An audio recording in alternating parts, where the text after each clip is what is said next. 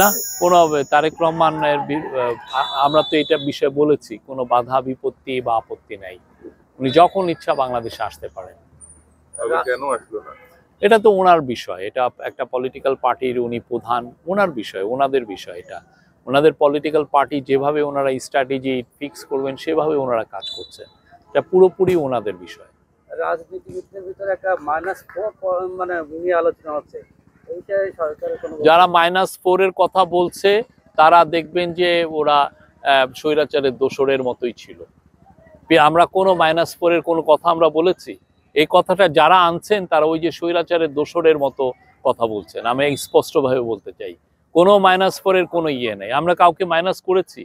যিনি মাইনাস হয়েছেন তিনি হত্যাযজ্ঞ করে মাইনাস হয়েছেন, তার নিজের থেকে তিনি ইয়ে হয়েছেন। আমি আপনার ছেলে মেয়েদেরকে খুন করেছেন, তাকে আপনাকে কে ইয়ে দিবে? উনি একটা চোরতন্ত্র জারি করেছিলেন উনি ওনার পরিবারকে নিয়ে, তো সেই জন্য ওনারা মাইনাস হয়ে গেছেন। কিন্তু খালেদা জিয়া আমাদের ন্যাশনাল লিডার, আপামর জনসাধারণের উনি লিডার। উনি এখন শুধুমাত্র বিএনপির লিডার না, উনি আপনি যে কোনো পার্টির সাথে জিজ্ঞেস করবেন সবাই বলবেন যে না, উনি সেই মহান একটা জায়গায় জুড়ে আছেন বাংলাদেশে। তো সেই জন্য আমরা যদির মধ্যে থাকতে চাই না। আমরা সবাই প্রত্যেকটা পলিটিক্যাল পার্টির সাথে আমাদের খুব ভালো কথা হয়েছে, সবাই ইলেকশন করবেন এবং ইলেকশন করার জন্য যেই প্রিপারেশন দরকার সেগুলো এই গভর্নমেন্ট নিচ্ছে। ইলেকশনকে ফ্রি, অবাধ, সুষ্ঠু করাটা এই গভর্নমেন্টের দায়িত্ব। সেই দায়িত্বের জন্য যা যা করার দরকার সবগুলো করছে। আপনারা দেখেছেন মাগুরা জেলায় অলরেডি নতুন ডিসিএসপি পদায়ন হয়েছে এবং আরও অন্যান্য ওসি ইউএনওদের ক্ষেত্রেও নতুন নতুন পদায়ন হবে।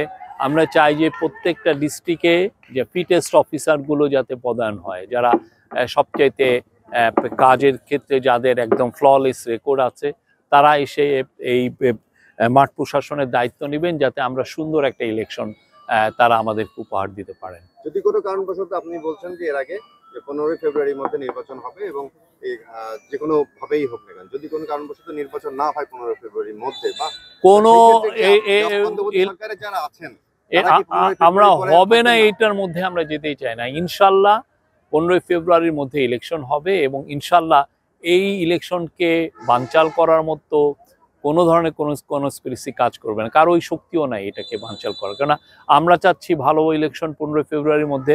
পুরো পৃথিবীর সমস্ত যারা আমাদের বন্ধু রাষ্ট্র আছেন তারা আমাদের সাথে আছেন, আমাদের বন্ধুরা আমাদের সাথে আছেন, বাংলাদেশের সাধারণ জনগণ আমাদের সাথে আছেন, পলিটিক্যাল পার্টিগুলো আমাদের সাথে আছেন।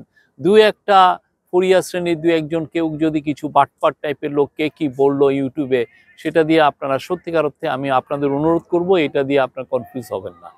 এদের অনেকেই স্বৈরাচারের দোসর ছিল, হয়তোবা এখনো স্বৈরাচারের থেকে তারা টাকা পয়সা হয়তোবা কেউ কেউ পাচ্ছে, তারা এই কনফিউশন গুলো ছড়াচ্ছে। দলগুলো তো মনে করেন যে সব দলে কি নির্বাচনে আসবে? সমস্ত দল নির্বাচনে আসবে, যারা যারা ব্যান্ড হয়েছে তারা ছাড়া। হঠাৎ করে বাউলদের উপর আক্রমণ কেন?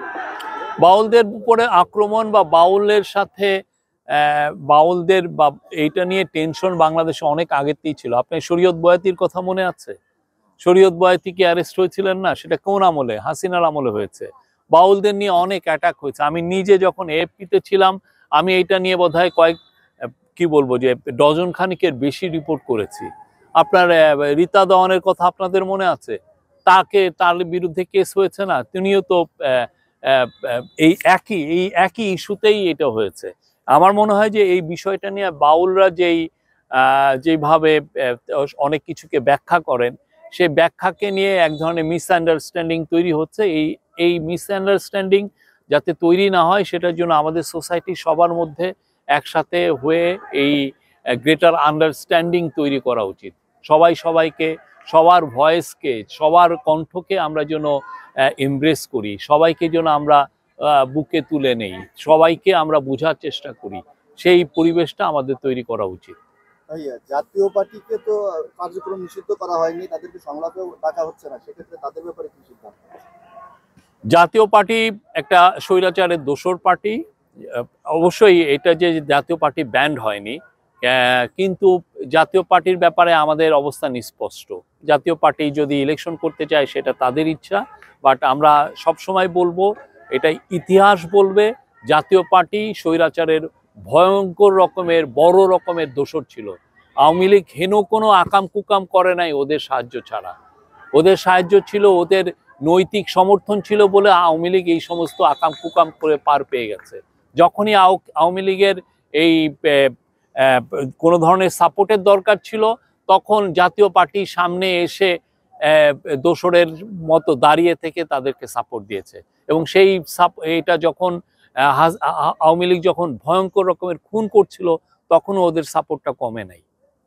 সেটা যদি বলেন 18 নির্বাচনে তো বিএনপি অংশগ্রহণ করছিল। বিএনপির অংশগ্রহণ করা ছিল ডেমোক্রেসিতে ফিরিয়ে আনার একটা, আপনি জানেন তার আগে এক ধরনের কথাবার্তা হচ্ছিল যে একটা ইলেকশন, ভালো ইলেকশন হবে, কিন্তু আমরা তো দেখলাম তারা কি ইলেকশন দিয়েছে। রাতে ব্যালট স্টাফিং করে তারা ভোট দিয়েছে। তো ওইটার ক্ষেত্রে আর আমাদের জাতীয় পার্টির অনেক অনেক আকাশ পাতাল তফাৎ। ভোটাররা যাতে নির্বিঘ্নে ভোট দিতে পারে এই বিষয়ে আমরা নির্বাচনের মানে প্রচারণাটা খুব কম পাচ্ছি। সেই বিষয়টা আপনাদের কিভাবে দেখছেন? ভোটাররা নির্বাচনে খুবই নির্বিঘ্নে ভোট দিতে পারবে, সেই জন্যই মাঠ প্রশাসনে নতুন পদায়ন করা হয়েছে। তারা কাজ করছেন, আমাদের প্রত্যেকটা মিনিস্ট্রি এই বিষয়ে কাজ করছেন। ভোটের আপনি দেখেছেন পরিবেশ, কত সুন্দর পরিবেশ। আপনারা এখানে কোনো শুনেন যে ভোটকে সামনে রেখে কোনো ধরনের কোনো মারামারি হচ্ছে, কোনো কোন্দল হচ্ছে? আমরা তো শুনি না। আমাদের মাগুরায় সামাজিক দলাদলিটা অনেক বেশি। না, এটা সামাজিক, এটা কিছু না। এটা প্রত্যেকটা শহরের ইয়ের মধ্যেই সামাজিকভাবে আমি একটা দল করব, আপনি আর একটা দল করবেন, এটা হতেই পারে। কিন্তু কোনো ভায়োলেন্স কি শুনেছেন যে ভায়োলেন্স হচ্ছে? আমরা তো শুনি নাই।